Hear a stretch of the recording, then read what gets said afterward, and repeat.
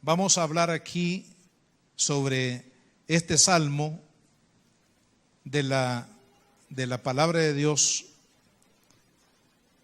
de cómo podemos ser bendecidos por Dios. ¿Cómo podemos ser bendecidos por Dios? Y por supuesto, esta interrogante no solamente tiene que ver con los que estamos aquí, tiene que ver con toda persona, tiene que ver con los niños, tiene que ver con los jóvenes, tiene que ver con los adultos, los matrimonios, tiene que ver con las familias, tiene que ver con el bueno o aquel que se considera bueno. También tiene que ver con aquel que no se considera tan bueno. Es decir, es una interrogante que tiene que ver con todo. ¿Cómo puedo yo ser bendecido por Dios? Dice la palabra del Señor, vamos a leer los primeros 10 versículos. Bendeciré a Jehová en todo tiempo. Su alabanza estará de continuo en mi boca. En Jehová se gloriará mi alma. Lo oirán los mansos y se alegrarán. Engrandeced a Jehová conmigo y exaltemos a una su nombre. Busqué a Jehová y él me oyó y me libró de todos mis temores. Los que miraron a él fueron alumbrados y sus rostros no fueron avergonzados. Este pobre clamó y le oyó Jehová y lo libró de todas sus angustias. El ángel de Jehová acampa alrededor de los que le temen y los defiende. Gustad y ved. ¿Cómo es Dios? Dice que es bueno Jehová, dichoso el hombre que confía en él. Temed a Jehová vosotros sus santos, pues nada falta a los que le temen. ¿Qué le va a faltar a usted si usted le tiene temor a Dios? Nada, dice aquí. Nada falta a los que le temen. Los leoncillos necesitan y tienen hambre, pero los que buscan a Jehová no tendrán falta de ningún bien. ¿Cómo podemos ser bendecidos por Dios? Hay un gran capítulo en el Antiguo Testamento siempre, en el libro de Deuteronomio. No es el único. Capítulo 28, donde Dios habla al pueblo de Israel y también a las naciones de la tierra sobre lo que está en su corazón. Si usted es observador cuando lee este capítulo de la Biblia, se va a dar cuenta que Dios no comienza con las maldiciones.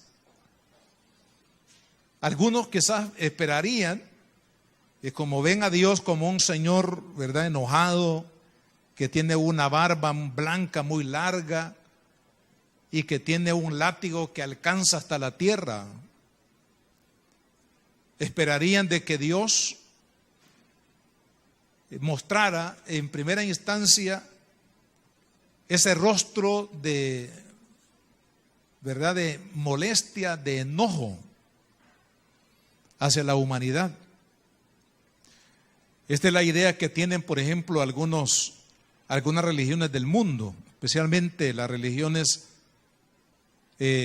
asiáticas, que adoran a un Dios enojado, que casi toda la vida, todos los rituales que ellos practican tienen que ver con aplacar el enojo de Dios.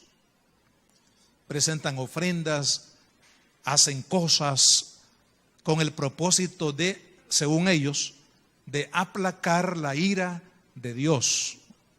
Por eso es que a veces proyectan a Dios como, digamos, como un lagarto, como un león, como un tigre, o algunos como dragones, ¿verdad? Imagen de Dios como un dragón. Unas figuras grotescas que dan miedo solamente al verlos. Porque precisamente Estas religiones lo que persiguen es tratar de aplacar, toda su vida se dedican a tratar de aplacar el enojo de Dios. Pero cuando venimos a la palabra, en este capítulo que les menciono, Dios comienza hablando de las bendiciones que Él tiene en su corazón para sus hijos. Y ahí vemos, hermanos, una lista enorme. Le pido que usted lo lea, sé que lo conoce, pero es bueno leerlo todas las veces que podamos, la Biblia. Amén, hermanos. Leer la palabra. Y nos vamos a dar cuenta, hermanos, que Dios no comienza con las maldiciones, sino que Dios comienza ofreciendo a todo su pueblo sus bendiciones. Y la palabra bendición precisamente significa el deseo del bien. Hay un deseo, hermanos, en el corazón de Dios, un deseo de hacernos bien, un deseo de darnos lo mejor, de entregar lo mejor de Él para con nosotros. Eso es lo que conocemos como bendiciones, ¿verdad? El deseo de Dios en su propósito de podernos hacer bien, de podernos colmar de todo lo bueno. Hemos leído aquí en la palabra del Señor, en el versículo 8, dice: gustad y ved que Dios es bueno. Dios no es malo, Dios no es un ogro, Dios no es un señor enojado, sino que Dios, dice la Biblia, es bueno. Claro, todo como igual a los padres, ¿verdad? Si los padres, puede ser un papá bueno, pero cuando el hijo se porta mal, el papá tiene que mostrar también esa parte de rigor. No voy a decir carácter enojado, no. Esa necesidad de que un padre actúe con su hijo para corregirlo, pero siempre será en amor, porque la corrección es una acción que se debe de hacer por amor, no por enojo, sino por amor. Entonces aún podríamos ver esa faceta de Dios, digamos, cuando Dios interviene para corregir, siempre lo podemos ver. Eso no le desmerita en lo absoluto que Dios es bueno, que Dios es un Dios de misericordia, que Dios nos ama, porque aún en la corrección Dios muestra su amor y su gracia para con nosotros. Entonces, en el corazón de Dios, hermanos, está el deseo, el propósito de que usted y yo estemos bien. Sé la palabra bendición significa estar bien, estar recibiendo la bondad que hay en el corazón de Dios. Dios nos quiere bendecir. Dios quiere que usted y yo vivamos colmados de su bendición. Y ahí en ese capítulo de la palabra habla de la bendición en el hogar, habla de la bendición en los alimentos, habla de la bendición en la procreación, en la multiplicación de los bienes, habla de bendición, dice, en la mesa, ¿verdad? Hablando de la provisión de Dios. Habla también de la bendición ante los enemigos, de que Dios se va a convertir en el defensor, en el ayudador, en el protector de sus hijos. Y algo maravilloso que mencionan las bendiciones es que Dios no está pensando únicamente en aquella generación que vivían cuando Moisés declara esa palabra, sino que Dios está pensando en 1000 generaciones que vienen después. O sea, estaba pensando en usted y en mí. ¿Qué le parece? Dios hace 5000, 6000 años atrás, que más o menos que se dio esta ley del Sinaí, ya estaba pensando en usted y en mí. Eso es maravilloso, hermano. Miren la grandeza de Dios. Dios no solamente quería que ese pueblo viviera bien, con toda su bendición, sino también Él estaba pensando en los hijos de los hijos de los hijos de los hijos, hasta 1000 generaciones, que disfrutaran de esa bendición. Hermanos, yo creo que usted ya está convencido, ya estamos convencidos de que Dios nos quiere bendecir, de que Dios no nos sacó de Egipto, hablando en sentido figurado, no nos sacó del mundo, hermanos, para destruirnos, como lo pensaron algunos judíos que salieron de Egipto, que se quejaron, que se murmuraron contra Dios, porque no entendieron a Dios, no entendieron el plan de Dios para sus vidas, y ellos mismos dijeron: Dios nos ha sacado para que muramos aquí en el desierto, pero no era realmente el propósito de Dios. El propósito de Dios era liberarlos de Egipto para colmarlos de sus bendiciones. Pero ellos no lo entendieron. Y los que no lo entendieron, hermanos, se perdieron de la bendición. Y yo no quiero, y Dios sobre todo no quiere, que usted se pierda de la bendición.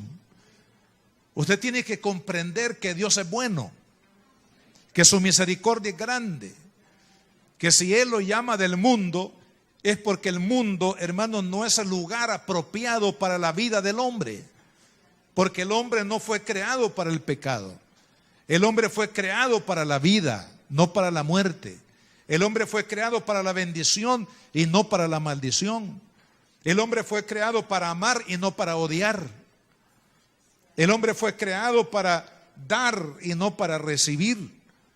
Es decir, cuando hablamos, hermanos, del deseo de Dios, debemos de estar convencidos, como dice aquí la palabra, hermanos, temed, dice, a Dios, porque Dios es bueno. La misericordia de Dios es grande. Y si Él es bueno, yo debo de esperar todo lo bueno de Dios para mi vida. No hay que ser fatalista, sino realista. ¿Y sabe cuál es la realidad? La realidad desde el punto de vista de Dios es que Dios es bueno. Y usted dice: bueno, pero yo he nacido en un hogar pobre, pero Dios sigue siendo bueno.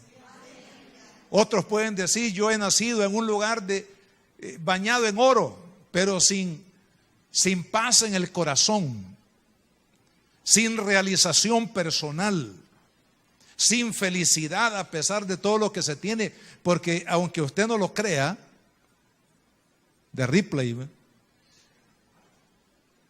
aunque usted no lo crea, hay personas ricas que no son felices, al igual que hay personas pobres que no son felices. Pero el causal no es cuánto dinero tengo. El causal es la ausencia de Dios en el corazón. O sea que el problema, hermano, no está afuera, el problema está dentro. Cuando yo llego a entender, hermanos, que Dios me ama, porque Dios es bueno. Usted puede estar en la circunstancia más adversa de la vida, como nos relata aquí David en este salmo. Usted puede estar en la pobreza, llamémosle extrema, o puede estar en el lugar de peligro donde nunca antes usted se ha encontrado. Pero si usted sabe que Dios lo ama, si usted sabe que Dios es bueno, si usted sabe que Dios es fiel, hermano, aunque cualquier circunstancia que he mencionado u otras estén presentes en su vida, usted sabe que saldrá adelante. Gloria a Dios. Usted sabe que Dios no lo va a dejar allí. Usted sabe que Dios lo va a levantar y lo va a guiar por los mejores caminos, por la mejor dirección, hacia el objetivo mayor para su vida, que es el plan y propósito de Dios, porque Dios es bueno. Entonces tenemos que convencernos, hermanos, de que Dios es bueno y de que Dios nos quiere bendecir. Así que afuera los ídolos, ya sea de ideas o de sentimientos acerca de algunas distorsiones del carácter de Dios para su vida.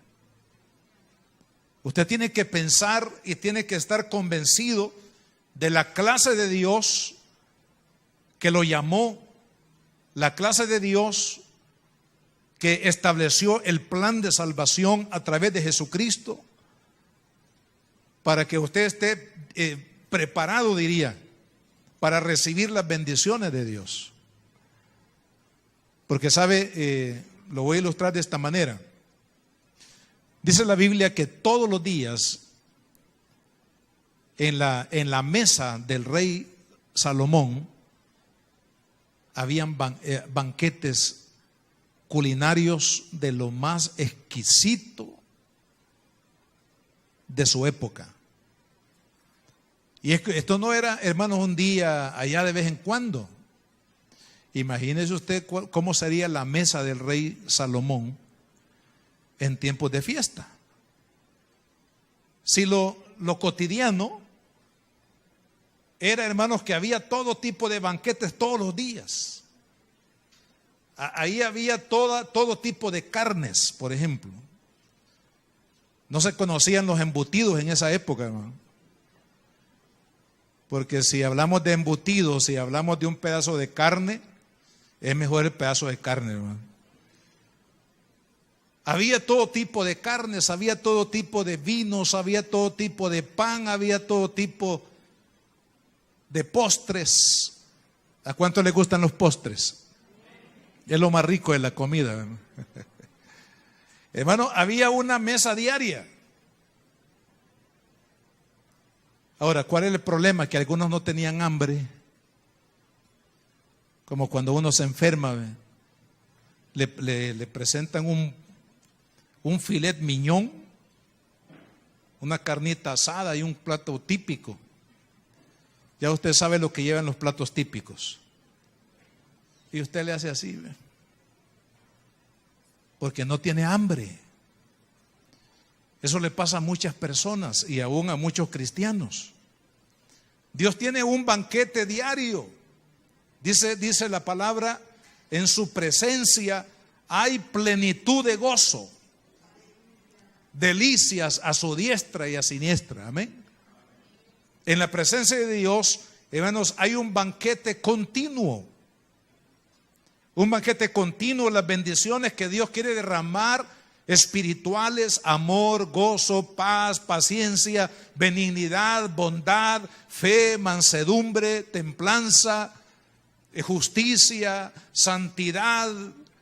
Hermano, tantas bendiciones de las cuales Pablo únicamente lo resumió en la carta a los Efesios y dice riquezas de la gracia de Dios. Y en este menú que le llama riquezas de la gracia de Dios, hermanos, están considerados todas las bendiciones que a usted y a mí, algunas de ellas ni se nos ha ocurrido en la mente pensarlas, de lo grande de Dios. Pero algunos no están convencidos de ello. Y algunos otros, hermanos, la mente y el corazón ha sido atrofiada por el pecado, por el diablo. Les ha quitado el apetito de Dios. El diablo ha atrofiado su mente y su capacidad de oler las cosas de Dios, como las aves de rapiña, ¿verdad? Usted no crea que las aves de rapiña van a ir a buscar un animal vivo. ¿Qué es lo que buscan? Los animales muertos. ¿Pero por qué? Porque su olfato está orientado a ser motivados por lo putrefacto que por las cosas, digamos, que tienen vida. Esa es la naturaleza. Y algunas personas, hermanos, dentro de las cosas espirituales, el pecado les ha atrofiado, les ha desviado su visión, para que no vean a Dios como un Dios bueno, un Dios misericordioso, un Dios que su deseo y su propósito es bendecir, que estemos bien. Hermanos, Dios quiere que usted esté bien. Eso es bendición. Que Dios anhela, desea, su propósito, su esfuerzo en la persona de Cristo es precisamente que usted y yo estemos bien. Si usted está en Cristo, está bien, hermano. Ha encontrado el bienestar mayor, porque claro, hay otros bienestares económicos, bienestares físicos, bienestares familiares y otro tipo de cosas, pero el bienestar mayor es que somos salvos en Cristo, que nuestros pecados han sido perdonados, que tenemos una herencia en el cielo, hermano. Eso es el bien mayor de Dios para nuestra vida, pero no es el único bien que Dios tiene para nosotros. Él nos quiere bendecir como personas, quiere que salgamos adelante, quiere que seamos un distintivo en el mundo. ¿Por qué? Porque Dios le dijo a Israel: yo los he escogido como mi especial tesoro. Imagínese usted. Y en el Nuevo Testamento Dios dice que la iglesia es un linaje escogido, es una nación santa, un pueblo, dice, adquirido por Dios para hacer la diferencia. Es decir, hermanos, Dios es bueno y en su bondad Él no es egoísta. Algunos sí somos egoístas, ¿verdad? Somos bendecidos y nos quedamos con la bendición. La iglesia de Cristo no debe de ser egoísta. Si hemos recibido la salvación de Cristo de gracia tenemos que dar también. Cuando usted le habla a otra persona, está rompiendo con el egoísmo. Algunos dicen: no, yo estoy bien, tengo un lugar en el cielo, cuando me muera, yo sé a dónde voy a ir donde está Jesús en el cielo. Sí, así lo dice la Biblia, y si lo dice la Biblia, así es. Pero ¿qué de los demás, hermano? Que los demás vean cómo salen. Eso es egoísmo. Si tenemos a un Dios tan bueno y un Dios que en su carácter quiere bendecir nuestras vidas, ¿por qué no contarle a otros? ¿Por qué no, como dijo aquel siervo, hermano de Pedro: ven, quiero presentarte al maestro? Y lo llevó. ¿Y sabe qué pasó? Pedro quedó cautivado cuando estuvo delante de Jesús. Porque cuando una persona está delante de Jesús y conoce verdaderamente a Jesús y le da un espacio a Cristo en su corazón, ¿sabe qué? Lo más probable es que va a quedar cautivado. Así como usted y yo estamos cautivados, ¿no es cierto? ¿Cuántos están cautivados? Así unos 10 de todos los que estamos aquí. A mí lo que me cautiva es el templo, la iglesia, la forma. Algunos dicen: mire, que aquí hay cristales, mire, en la iglesia. Aquí no vea, pero estoy hablando hipotéticamente. Mire, desde aquí podemos ver allá la estratosfera. No se trata de catedrales, no se trata de cosas, hermano, humanamente hablando. No, se trata de lo espiritual. Cuando Cristo viene al corazón, cautiva, hermano. Es como el amor de la tsunamita, de la cual honra Salomón en su libro de Cantares. El amor de una mujer que cautivó su corazón y que obviamente de ella se hace, hermanos, una aplicación espiritual del libro de Cantares, del amor de Dios con el amor de la iglesia o el amor del cristiano. Pero realmente, hermanos, cuando conocemos a Cristo, como dice la tsunamita: quiero besarte en la boca, dice. ¿Verdad? Y los novios dicen: yo también, dice. Y los esposos dicen: con todo nos vamos. Pero si lo trasladamos a la parte espiritual, ¿qué decía María? Yo quiero estar a los pies de mi Señor. Las pupusas que esperen. Que ir a cambiar los pañales de los niños, espere un momentito. Que ir allá, ir acá, después. Lo primero que quiero, decía ella, es estar delante de Jesús. Ahí es donde usted puede medir si usted ha sido cautivado ante la bondad de Dios, ante la misericordia de Dios, si usted está convencido, pero convencido no en su mente, sino en su corazón, convencido de que Dios lo quiere bendecir. Ya de hecho, estar en Cristo es estar bendecido. Algunos no lo creen, ¿verdad?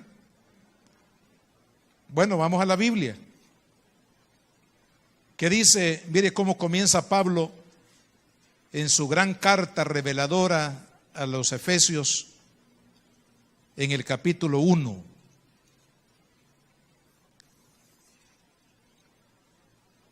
Versículo 3. Bendito sea el Dios y Padre. Dios es nuestro Dios, pero también es nuestro Padre. ¿Habrá alguien aquí que no tenga padre, que nunca conoció un padre? Aquí le presento al mejor de todos, se llama Dios. Amén. Algunos fueron abandonados, otros perdieron a sus padres cuando eran niños, crecieron sin una imagen de papá, pero el mejor de todos los papás, se lo aseguro, se llama Dios. Entonces dice la palabra, bendito sea Dios y Padre de nuestro Señor Jesucristo, que dice que nos bendijo. ¿Y con qué, hermano? Una bendicioncita por ahí. Como dijo alguien, Señor, que aunque sea una migaja, quiero agarrar. No, es que Dios no le quiere dar las migajas. ¿Qué dice aquí? Que nos bendijo, ¿con qué? Con toda bendición espiritual en los lugares celestiales en Cristo. O sea, por eso, cuando desde el momento que usted le dice a Cristo, Señor, ven a mi corazón, y usted recibe a Cristo como su Señor y su Salvador, ahí usted está recibiendo ya la bendición de Dios para su vida. Entonces, lo demás, hermanos, son añadiduras. La salud es una añadidura. La necesitamos, sí. El trabajo es una añadidura. Tener un esposo, una familia, hijos, hogar, añadidura. Sentir el amor de alguien o que yo amo a alguien, añadiduras. Todo lo material, todo lo que usted y yo, como dijo el sabio, podemos disfrutar aquí, bajo el sol que nos alumbra. Es decir, hablando de lo terrenal, todos son añadiduras. La salvación es lo más importante. Entonces Dios nos quiere bendecir porque Él es bueno. Dios nos quiere rodear de toda clase de bendición. Y no digo con esto, hermanos, que Dios no nos va a permitir que pasemos por pruebas, porque ya sabemos en la Biblia, hermanos, que las pruebas Dios las permite, dice, si es necesario. Y como Dios sabe que es necesario, nos mete al horno un ratito, ¿verdad? Ya cuando las cuerdas del alma se han estirado y están en su punto, entonces Dios nos saca del horno, porque no va a dejar que nos quememos. Dice, si es necesario, Dios, hermano, trae pruebas a nuestra vida, pero aún en medio de las pruebas, el amor de Dios no se desmerita. ¿Por qué? Porque las pruebas que Dios permite en nuestra vida son para nuestro bien. Porque Dios quiere que estemos bien, gloria a Dios. Dios no quiere que usted viva como una persona derrotada. Dios no quiere que usted viva como una persona, hermano, falta en la medida, en la balanza de Dios, sino que Dios quiere que usted y yo espiritualmente tengamos el peso de Dios, el peso que Dios quiere. Entonces las pruebas en lo espiritual nos ayudan a tener la balanza cabal. Y en lo físico, Dios nos quiere bendecir. Ahora, si ya hemos comprendido, hemos, hermanos, reflexionado acerca de que Dios es bueno y que en su bondad Él nos quiere bendecir, es decir, que estemos bien, y nos ha dado a través de Cristo una bendición plena, la más grande de todas, que es la salvación, y con Él también otras bendiciones. Entonces, ¿qué es lo que nosotros tenemos que hacer para ser bendecidos? Si ya Dios en su naturaleza misma está preparado para bendecirnos. Usted no puede decir yo voy a convencer a Dios que me bendiga. Usted no puede convencer a Dios que lo bendiga. ¿Sabe por qué? Porque Dios ya está convencido. Ahora, el asunto más bien es qué es lo que debo de hacer yo. ¿Qué cambios debo de hacer en mi vida? ¿Qué cambios debo de hacer en mi forma de ver las cosas? En las decisiones, en la forma de pensar, en la forma de actuar. ¿Dónde debo de posesionarme para ser bendecido? Esa es la pregunta más correcta. No decir si Dios me quiere bendecir. Imagínense cómo sonaría esta oración. Padre, vengo delante de ti. Si me quieres bendecir, Señor, bendíceme. ¿Cuántas veces hemos hecho esa oración, hermano? ¿Sabe que esa oración está equivocada? Porque Dios ya está preparado para bendecirlo. Más bien es, Señor, estoy colocado en el lugar correcto para recibir la bendición que ya tú tienes para mí. ¿Se acuerdan el caso del discípulo que era difícil de convencerlo? Algunos tenemos ese síndrome de Tomás, síndrome de incredulidad. Es una enfermedad espiritual. No la busque ahí en la receta por favor, no vaya a ir a la farmacia y decir, mire, véndame una medicina contra el síndrome de la incredulidad, porque le van a decir, mire, le vamos a dar mejor la dirección del psiquiátrico, porque eso es una locura. Pero dentro del ámbito espiritual sí existe esa enfermedad, que es una enfermedad del alma, que se llama incredulidad. ¿Sabe que la incredulidad hizo que este discípulo, que era parte del staff de Cristo, que estuvo con él, que vio muchos milagros, que vio muchas cosas que Cristo hizo, pero cuando Jesús resucitó, él no estaba en el lugar donde Jesús se reveló? Interrogante ahí en la cabeza. ¿Por qué no estaba este discípulo donde estaban los demás? Porque los demás lo vieron. Porque los demás comprobaron que lo que Jesús había dicho muchas veces ya antes de morir se había cumplido. Que él había muerto, pero también él dijo, voy a resucitar. No solamente Jesús habló de que iba a morir, sino que también habló de que él iba a resucitar.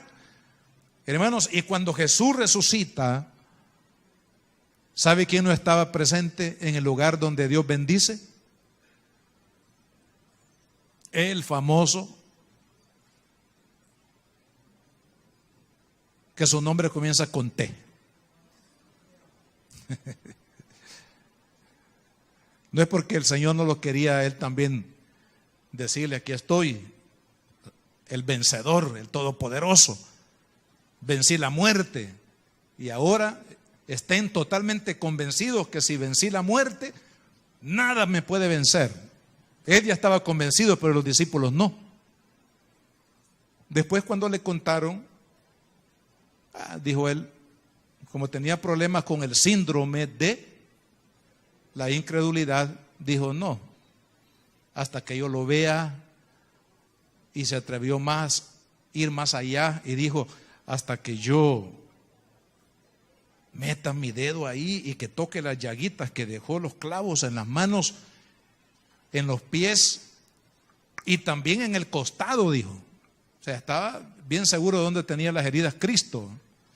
Y quizás aquí buscarle unas heriditas por aquí de la corona de espinas. Hasta que yo no toque, vea todas esas evidencias, no voy a creer.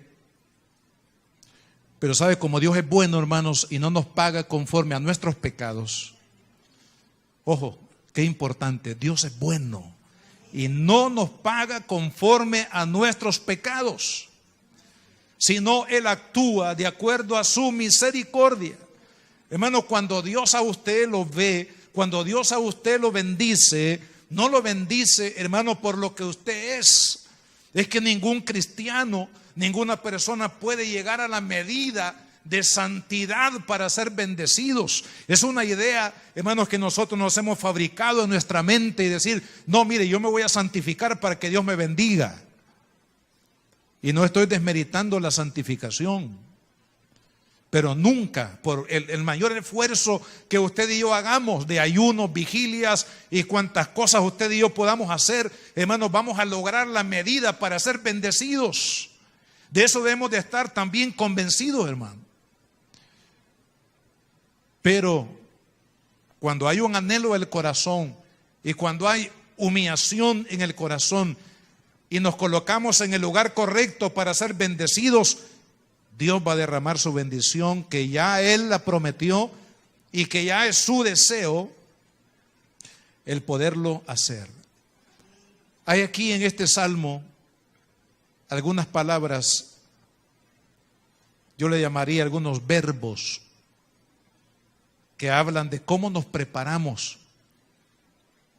para que nosotros seamos bendecidos. Primero habla del reconocimiento a Dios. Dice, bendeciré a Jehová en todo tiempo, su alabanza estará de continuo en mi boca. En él se va a gloriar mi alma. ¿Sabe que esta palabra que habla de alabanza, de adoración, detrás de eso, hermanos, de la alabanza y la adoración hay una verdad, y es el reconocimiento de Dios. Si usted no reconoce a Cristo como el Hijo de Dios, usted no va a tener la motivación correcta para alabarlo, para bendecirlo, para honrarlo, para agarrar una guitarra, para agarrar un piano, para agarrar un micrófono o para levantarse dentro de la congregación y comenzar, hermanos, a levantar alabanzas a Dios. ¿Sabe por qué cantamos? ¿Sabe por qué adoramos? ¿Sabe por qué, hermanos, honramos a Dios en el culto, como parte del culto? Es porque detrás de eso, detrás de mi canto, detrás de mi alabanza, detrás de mi adoración, hay un reconocimiento de que Jesús es el Hijo de Dios, que Dios es Dios, creador de los cielos y de la tierra, que el Espíritu Santo es Dios, el que nos convenció de nuestros pecados a través de la palabra, hermanos, que es el Espíritu Santo, es Dios. Entonces venimos a la iglesia, por eso les invito a participar en todo lo que es el culto. Y que los que ya somos parte del culto y parte del programa también del culto, entendamos, hermanos, que esto no es de venir una media hora, una hora y a la hora y 15 ya me voy para mi casa, no. Entender de que el culto es un reconocimiento a Dios. ¿Por qué hacemos culto a Dios? Porque estamos reconociendo lo que Él es mi Dios, que Él es real, que Él vive, que Él salva, que Él sana, que Él libera mi alma, que Él transforma mi vida, que Él es la fuente de gozo, de paz, de felicidad que yo necesito. Entonces, cuando usted y yo alabamos a Dios, es porque lo estamos reconociendo. Y mire, hermano, cuando una persona reconoce a Dios, quién es Dios, y reconoce la obra que Dios ha hecho, está parado justamente en el lugar donde va a ser bendecido.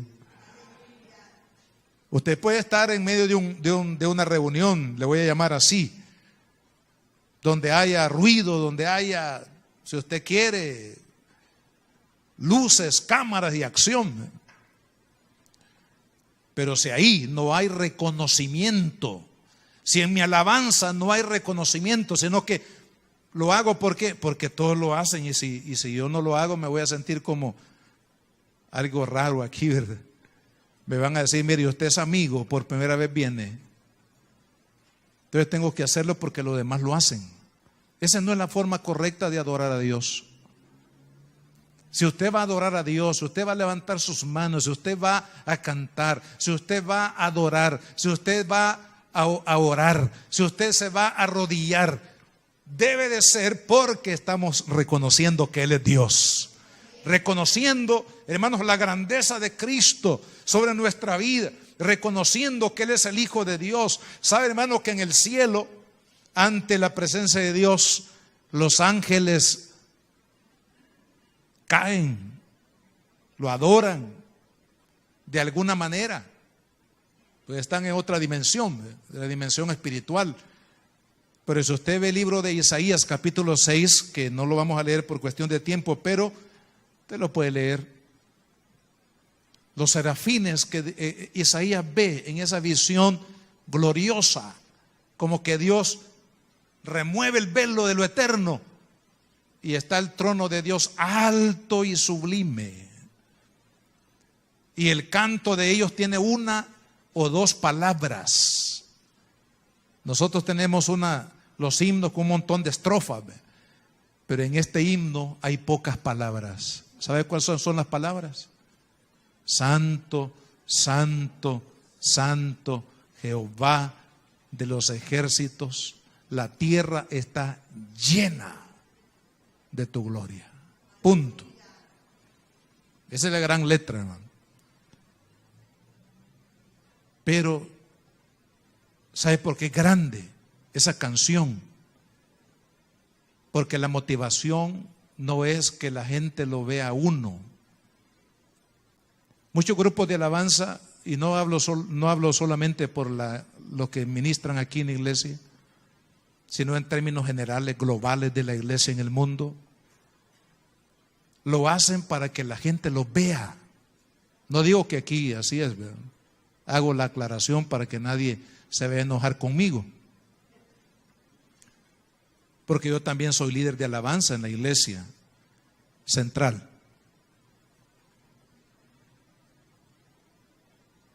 Ejemplo, ¿cuántos quieren participar en el culto del domingo por la mañana? Todos levantan la mano, todos. ¿Cuántos quieren venir al culto de la tarde? ¿Cuántos quieren venir a una vigilia? ¿Por qué el culto en la mañana en el contexto de lo que yo presido? Porque es donde hay más personas. Porque es donde me pueden ver más. O sea, más gente me puede ver lo que yo estoy haciendo. Hermano, esa no es la motivación correcta para servir a Dios, ni tampoco la motivación correcta para que nosotros vengamos al culto. La adoración, la alabanza que menciona aquí la palabra es para darle reconocimiento a Dios. Si usted va a alabar a Dios es para darle reconocimiento a Él, de que Él es mi Dios, es mi Señor, es mi Rey, es mi soberano, el amor de mi vida. Lo amo, lo quiero y estoy entregado totalmente a Él. He hecho un pacto eterno de amor con Él. Y amado hermano, el reconocimiento es fundamental. Si usted va a pararse en el lugar correcto donde Dios lo va a bendecir, porque Él ya está motivado para bendecirlo, solo está esperando que se coloque en el lugar correcto. Reconocer la grandeza de Dios. La otra palabra que ya por cuestión de tiempo aquí nos quedaremos, dice versículo 4, busqué a Jehová. ¿Sabe, hermanos, que Dios quiere que le busquemos? Pero explíquemelo un poquito, porque ¿cómo voy a buscar yo a Dios si Dios está en todo lugar? Si hablamos de los atributos de Dios, uno de los atributos de Dios que son características que están inherentes en Dios, es decir, que son parte de la naturaleza de Dios, la omnipresencia. ¿Cómo voy a buscar a Dios? Si estoy aquí en el púlpito, aquí está Dios. Si me siento en la congregación como ustedes amablemente están este día acá, ahí está Dios. Si usted agarra su Biblia después de orar y se va para su casa, ahí va Dios con usted. Si usted está en su casa, ahí está Dios. Si usted tiene sueño y se duerme, y aunque se ponga la cobija encima, ahí Dios está. Entonces, ¿cómo es esto de que busqué a Jehová? Busqué a Dios. No tiene que ver tanto, hermanos, con la presencia de Dios, porque su presencia está en el templo y fuera del templo. Tiene que ver con una actitud. Tiene que ver con un anhelo de decir: Señor, tú que eres omnipresente, que sé que llenas el universo mismo con tu gloria, pero yo quiero tener una cita contigo. Yo quiero sentir tu presencia. Yo quiero que tú escuches mi oración. Yo también quiero oír tu voz. Yo quiero que tú hables a mi corazón. Yo quiero que tú me des certeza de mi fe, de lo que yo creo, de lo que yo pienso en ti, de mi necesidad. Señor, quiero dártela a conocer. ¿Sabe, hermano, que cuando hay ese tipo de actitud de buscar a Dios, que dice aquí la palabra: busqué a Jehová y Él me oyó?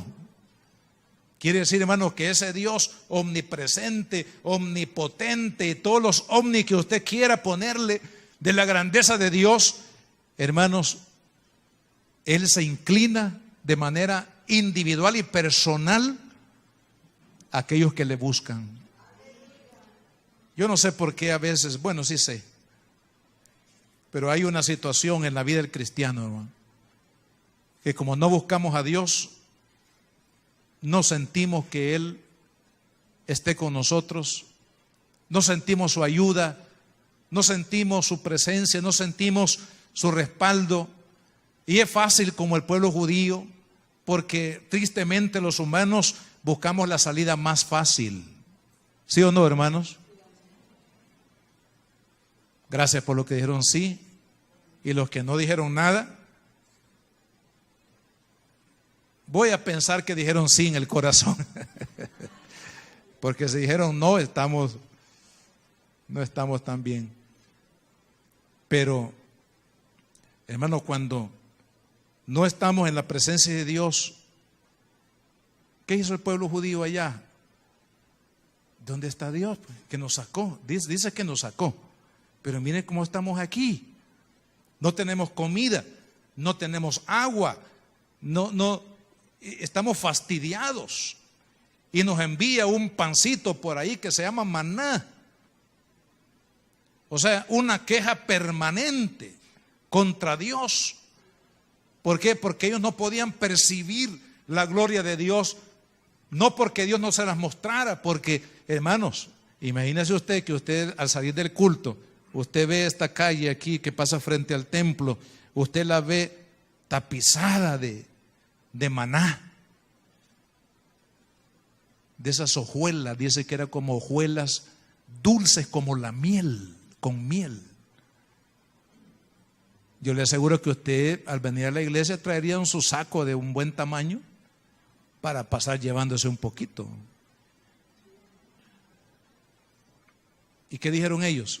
No digo que todos, pero la mayoría dijeron: este pan fastidioso que nos ha mandado Dios, imagínese usted. Tenga cuidado con lo que decimos, hermano, porque mire, las cosas negativas que decimos se nos pega más al vecino que las cosas buenas. Yo no sé, hermano, por qué sucede eso, pero fíjese, los chambres vuelan. Las verdades poquito a poco van avanzando, pero los chambres vuelan. Si yo le dijera un chambre aquí ahorita, de seguro que el día de mañana ya habrá alcanzado, llegado por Sonsonate, por Santana, por no sé, o fuera del país. Entonces, cuando ellos dijeron: este pan fastidioso, ¿qué no Dios no tiene algo mejor para mí que mandarme este pan fastidioso? Cuando era, fíjese, el pan nutritivo, no solamente era dulce, sino que también era nutritivo. Dios le puso todos los ingredientes necesarios, las proteínas, las vitaminas, los minerales, la fibra. Ya estamos dando clase aquí de cocina o de nutrición. Pero Dios le puso en el maná todos los ingredientes que necesitaban para que ellos, hermanos, vivieran en el desierto.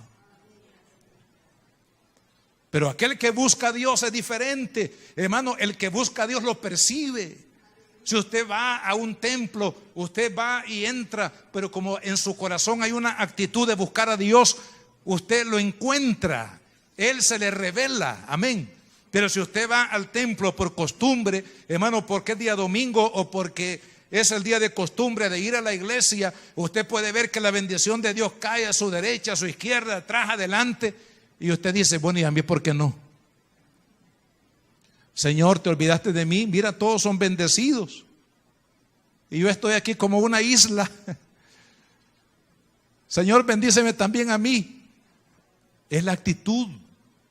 Es que el que busca a Dios lo encuentra, hermano, lo dice la Biblia.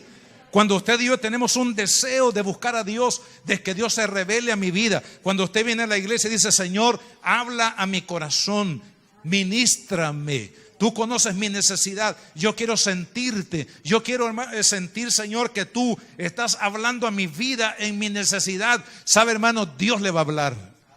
Dios lo va a tocar. Dios lo va a bendecir. Dios lo va a sanar. Dios va a restaurar su corazón.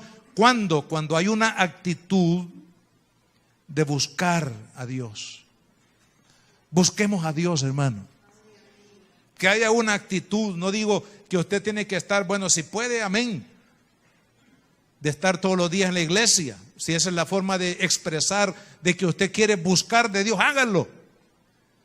Pero en el sentido espiritual, hermanos, tengamos una actitud constante, cada mañana, cada día, de decir, Señor, quiero buscar tu presencia, quiero que tú te reveles a mi vida. ¿Sabe lo que va a pasar cuando usted lea la Biblia? Si un versículo va a leer de la Biblia, o un capítulo, o lo que usted se proponga, ahí le va a hablar Dios. ¿Sabe, hermano, que yo tengo la costumbre ya por algunos años de escribir un versículo de la Biblia todos los días?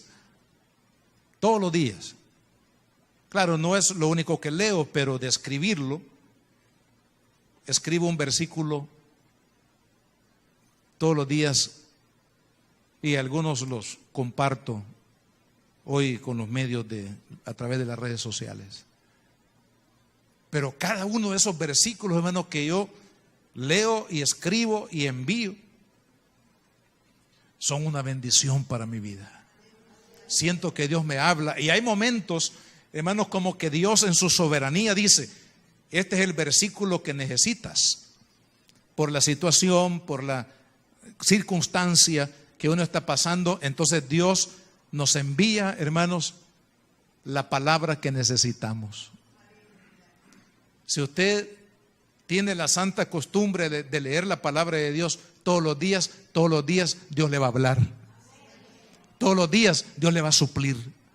Todos los días Dios le va a decir presente. Así le va a decir Dios presente para bendecirlo. Por eso dice David, busqué a Jehová.